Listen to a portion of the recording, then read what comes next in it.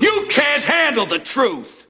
Hello everybody, my name is Ifan Yoban. This is 360 Degree Mastery. This is the channel where we teach you personal effectiveness, self-mastery, and how to create, grow, and manage your wealth. Today, I want to talk about starting a business, the steps you need to take if you want to start a business for yourself. But before I go into that, let me talk about my book, One More Round, very quickly.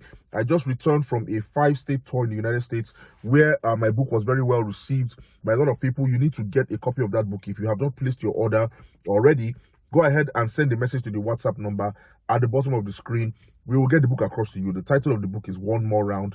That book has blessed so many people. It will bless you as well. It's a game changer. Trust me, it's a very positive, life-affirming book, and you will do yourself a lot of good and your loved ones a lot of good by getting a copy of that book. Okay, now let's talk about starting a business. During my travels, I talked to a number of people who expressed desire or, in leaving their paid employment and starting a business for themselves. And they asked me this question. They said, how do we go about it? What do we need to do? How do we get capital? Where do we situate? And so on and so forth. And I told them, calm down. If you want to start a business for yourself, follow these steps.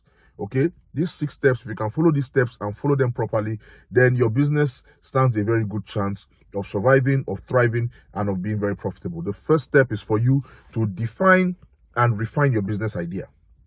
All right, you can't just wake up one morning and just go into business, into something that you do not know. You need to define your business idea. What is it that I want to do? And then you think about it for some time. You write it down and you go ahead and do some research on it. You refine it, the business that you want to go into. There are so many things that people do out there to make money. And I'm sure that whatever it is that you want to do, there's somebody who is willing to pay money for it, but you need to define that idea. So that's the first step. Define and refine your business idea. The second thing that you need to do, the next step, is for you to conduct your market research. Conduct your market research. You need to find out the area you are living in or the area that you want to sell in. Is there a need for that business that you want to start? Is there a need for that product or for that service? Find out the number of people there, the demographic, and what those people like, what those people need, and how you can best service them. It is very, very important that you conduct that market research. It is a critical step to starting a business for yourself. A lot of people go into business, they don't do the proper research, they don't ask the right questions, and then they begin to have problems. So you need to do your market research for the business you want to do and for the area you want to do it in. The third thing that you need to do is you need to write a business plan. Write a business plan. Even if it is a 1-page business plan, write it. The next day, look at it. You can add something to it as time goes along, but you need a plan. This is a proposal on how you are going to proceed. Granted, I've said on this platform many times that the moment you finish drafting a business plan and you start a business, circumstances will change and those ideas will go out of the window, but you need to have a launch pad. You need to have an idea to start from. So write yourself a business plan. It is very, very important. The fourth thing that you need to do is for you to determine the kind of funding you will need and source for that capital. Determine how much you will need to start that business, to run that business for maybe a period of 3 or 6 months or 1 year before the business will start, paying for itself. Then you need to go and seek that capital. If you need to take a loan from a bank, if you need to look for an angel investor, if you need to go into partnership with a silent partner, determine the cost of funding and then go ahead and look for that funding. That is the fourth critical step to starting a business. It is very, very important because without capital, you cannot go into business. The fifth step that you need to follow if you're going to start a business for yourself is to for you to decide the kind of market structure that your business is going to have. Are you going to have a physical shop where people are going to come and go into your shop and look through your shelves and pick what they want? Or are you going to sell online where people are going to visit your website and then they'll click on what they want and they'll add to carts and they'll go to the checkout counter and then you deliver to them?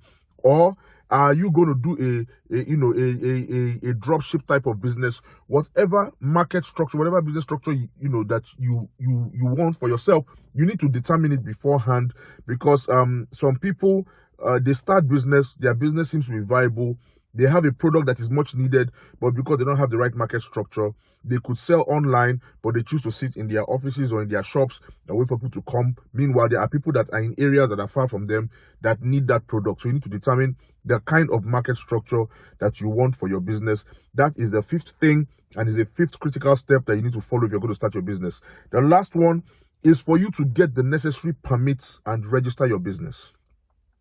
Right now, there are exercises that are going on all over, my home state, or the state of my residence, where governments, officials, and task forces are going around knocking down structures, demolishing buildings for people who started businesses without getting the proper permits, without registering their businesses properly. So this is something that you need to avoid at all costs.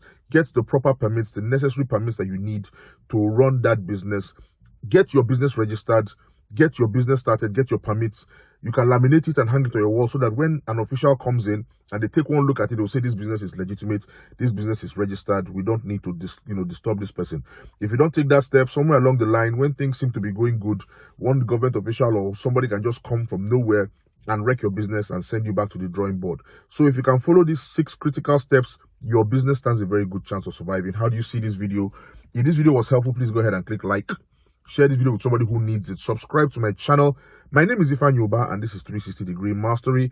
I will see you next week, God willing, with more tips and more information on how you can live a better, happier, and more successful life with peace of mind. Namaste.